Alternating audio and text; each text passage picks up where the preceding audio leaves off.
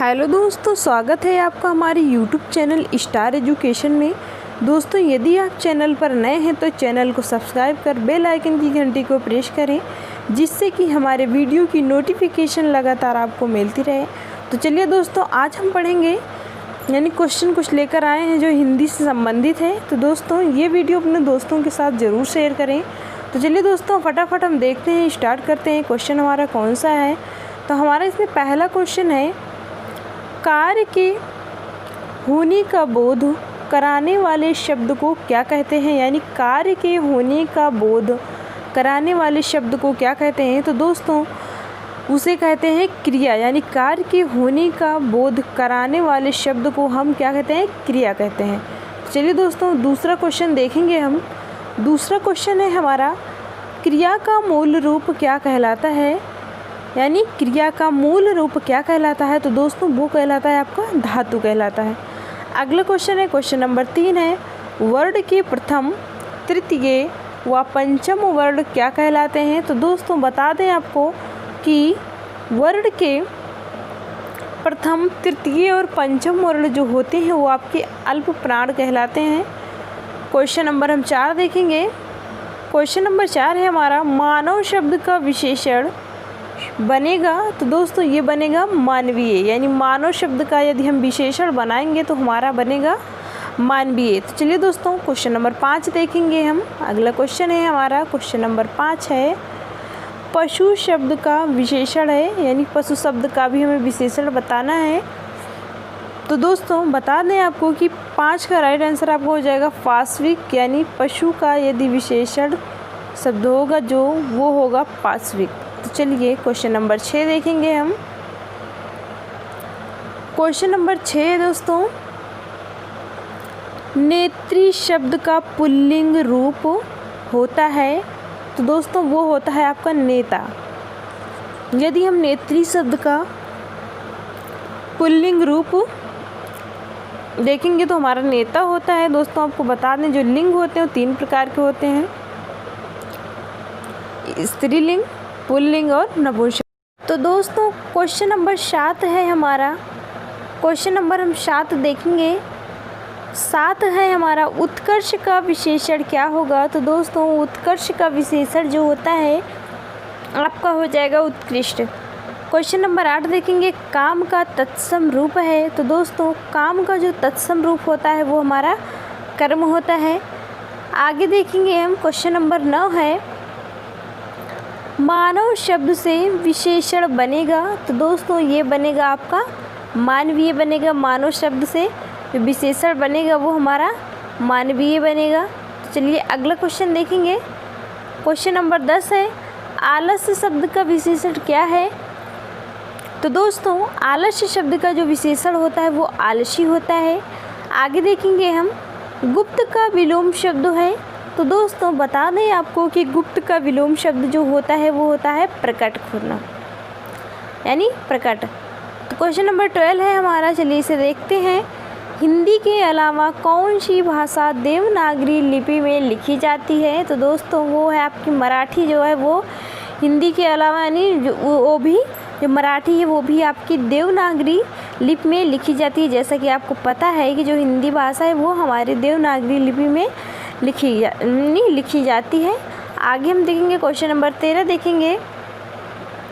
Question number 13 है हमारा, सर्वनाम के कितने भेद होते हैं? यानी सर्वनाम के भेद बताने हैं। तो दोस्तों, बता दें आपको कि जो सर्वनाम के भेद होते हैं वो हमारे 6 होते हैं। यानी सर्वनाम के 6 भेद होते हैं।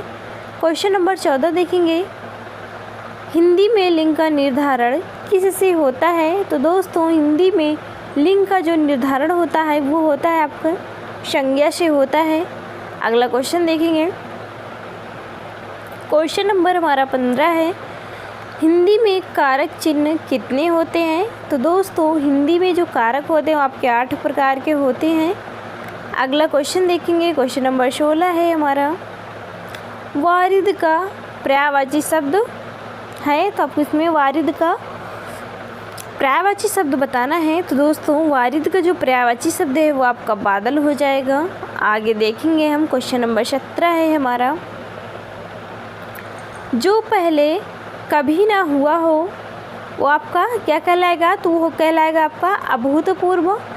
आगे हम देखेंगे क्वेश्चन नंबर 18 है हमारा, जिन शब्दों के अंत में अ आता है उन्हें क्या कहते हैं। तो दोस्तों जिन शब्दों के अंत में आ आता है वो हमारा अकारांत कहलाता है।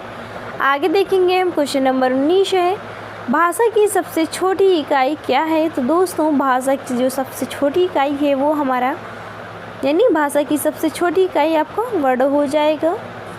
अगला क्वेश्चन देखेंगे 20 नंबर है, भाषा के शुद्ध रूप का ज्ञान किससे होता है। तो दोस्तों भाषा के शुद्ध रूप का ज्ञान जो होता है वो व्याकरण से होता है, यानी भाषा के शुद्ध रूप का ज्ञान व्याकरण से होता है, क्योंकि व्याकरण में हम शुरू से अंत तक पढ़ते हैं, यानी छोटे छोटे शब्दों को हम जानते हैं उसमें। आगे देखेंगे क्वेश्चन नंबर 21 है, हिंदी में लिंग का निर्धारण किससे होता है। तो दोस्तों जैसे कि आपको मैं पहले बताया था कि हिंदी में लिंग का निर्धारण संज्ञा से होता है। 22 नंबर है, हिंदी में कारक चिन्ह कितने प्रकार के होते हैं। तो दोस्तों हिंदी में जो कारक चिन्ह होते हैं वो 8 प्रकार के होते हैं। क्वेश्चन नंबर हमारा 23 नंबर है, जो कि वेरी इंपॉर्टेंट क्वेश्चन है, बहुत ही बार यूपीपीएससी यूपीएसआई पुलिस एग्ज़ाम में पूछा भी गया है कि स्थावर का विलोम शब्द है। तो दोस्तों इसमें बहुत से लोग कंफ्यूज हो जाते हैं कि स्थावर का विलोम शब्द क्या होगा, दूसरा कोई लगा के चले आते हैं जिससे उनको क्वेश्चन गलत हो जाता है। तो दोस्तों इसका स्थावर का विलोम शब्द आपका जंगम हो जाएगा। 24 नंबर देखेंगे, दूध का तत्सम रूप क्या है। तो दोस्तों दूध का जो तत्सम रूप है वो हमारा दुग्ध है। 25 नंबर है, मुझे किस प्रकार का सर्वनाम है, यानी मुझे किस प्रकार का सर्वनाम है। इसमें आपको यानी मुझे जो शब्द है इसमें आपको सर्वनाम बताना है। तो दोस्तों बता दें इसमें उत्तम पुरुष सर्वनाम है। क्वेश्चन नंबर 26 देखेंगे हम, प्रवृत्ति का विलोम शब्द है। तो दोस्तों प्रवृत्ति का जो विलोम शब्द है वो है आपका निवृत्ति। चलिए अगला क्वेश्चन देखेंगे। अगला क्वेश्चन है हमारा 27 नंबर है, यानी 27 नंबर है, पर उपदेश कुशल बहुतेरे का अर्थ आपको बताना है। तो दोस्तों हम बता दें आपको कि पर उपदेश कुशल बहुतेरे का अर्थ होता है दूसरे को उपदेश देना, ठीक है, दूसरे को उपदेश देने को आसान समझना। ओके, आगे देखेंगे 28 नंबर है, उसने कहा कि मैं घर जाऊंगा, किस प्रकार का वाक्य है। तो दोस्तों इसमें मिश्र वाक्य है, क्योंकि इसमें आप देख सकते हैं उसने कहा कि मैं घर जाऊंगा, इसमें मिश्र वाक्य है पूरा। ये नहीं कि अगर यहाँ पे होता मैं घर जाऊंगा तो ये आपको मिश्र वाक्य नहीं होता, सरल वाक्य हो जाता आपका। तो चलिए 29 नंबर देखेंगे।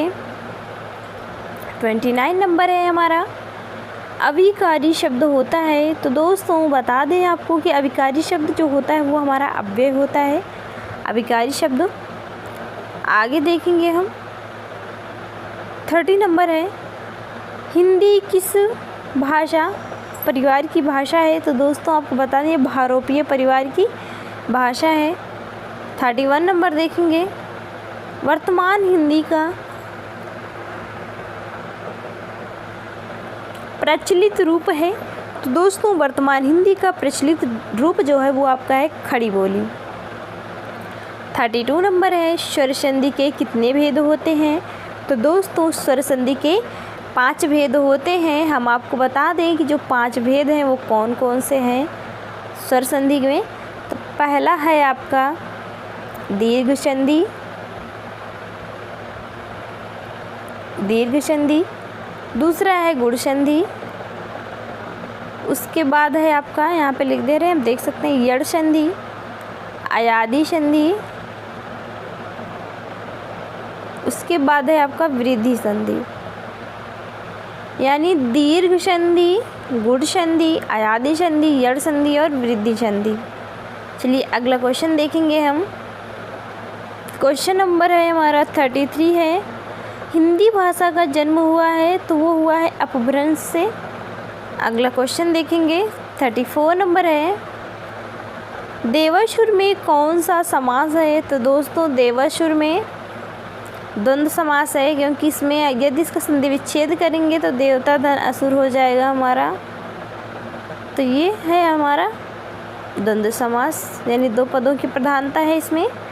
35 नंबर देखेंगे, पा वर्ग का उच्चारण मुंह के किस भाग से होता है? तो दोस्तों यदि आप पा बोलेंगे तो इसमें जाहिर सी बात है कि ओठ का इस्तेमाल आपका हो रहा है, इसे आप बोल कर देख सकते हैं पा। तो पा वर्ग का जो है वो ओष्ठ के भाग से होता है, ओठ से होता है।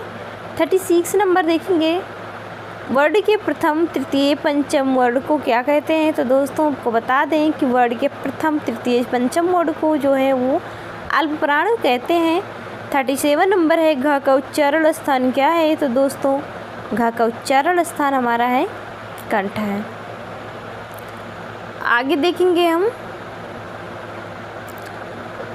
38 नंबर है, वर्ग के द्वितीय व चतुर्थ व्यंजन कहलाते हैं। तो दोस्तों वर्ग के द्वितीय और चतुर्थ व्यंजन जो होते हैं वो आपके महाप्राण कहलाते हैं, और जो प्रथम तृतीय पंचम वर्ण होते हैं वो हमारे अल्पप्राण कहते हैं। जैसे आप देख सकते हैं कि आपको जैसे का खा गा घा लिखा रहता है, तो जो पहला अक्षर होता है और उसका तीसरा अक्षर होता है, पांचवा अक्षर होता है वो अल्पप्राण होता है। उसके बाद जो दूसरा और चौथा अक्षर होता है आपका वो होता है महाप्राण होता है। तो आगे हम देखेंगे, अगला क्वेश्चन है हमारा 39 नंबर है, वे शब्द जो विशेषण की भी विशेषता बतलाते हैं उन्हें क्या कहते हैं? तो दोस्तों उसे बता दें कि यानी आपको बता दें कि जो शब्द विशेषण की भी विशेषता बताता है तो वो हमारा प्रविशेषण कहलाता है। आगे हम देखेंगे, अगला क्वेश्चन है हमारा 40 नंबर है, वह धीरे धीरे आ रहा है वाक्य अव्यय के किस भेद के अंतर्गत आता है? तो दोस्तों ये आता है आपको क्रिया विशेषण के अंतर्गत। अगला क्वेश्चन देखेंगे 41 है हमारा, क्रिया का मूल रूप क्या कहलाता है? तो दोस्तों जैसे आपको शुरू में ही हमने क्वेश्चन आया था, आपको बताया था कि जो क्रिया का जो मूल रूप होता है आपका धातु कहलाता है।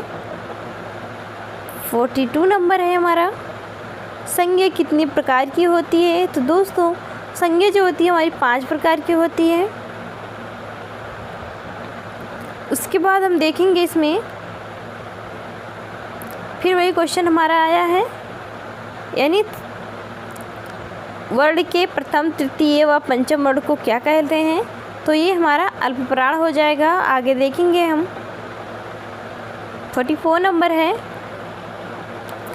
मात्रा के आधार पर हिंदी स्वरों के दो भेद कौन कौन से हैं? तो दोस्तों मात्रा के आधार पर हिंदी के जो भेद हैं, हिंदी स्वर के जो भेद हैं वह है हर्ष और दीर्घ। हर्ष मीन्स आपका छोटा होता है, दीर्घ मीन्स आपका बड़ा होता है। तो दोस्तों आज का लास्ट क्वेश्चन है, वेरी इंपॉर्टेंट क्वेश्चन है, अंतरंग का विलोम शब्द है। तो दोस्तों अंतरंग का विलोम शब्द बहिरंग है। ये बहुत बार आपके एग्ज़ाम में आया हुआ क्वेश्चन है। तो दोस्तों आज था ये हिंदी से संबंधित कुछ महत्वपूर्ण क्वेश्चन जो कि आपके एग्ज़ाम में पूछा गया था, तो उसके बारे में हमने डिस्कस किया। तो दोस्तों यदि आपको हमारी वीडियो पसंद आई होगी तो वीडियो को लाइक शेयर एवं सब्सक्राइब करना ना भूलें, जिससे कि हमारे वीडियो की नोटिफिकेशन लगातार आपको मिलती रहे। तो चलिए दोस्तों मिलते हैं अगले वीडियो में, तब तक के लिए जय हिंद जय भारत।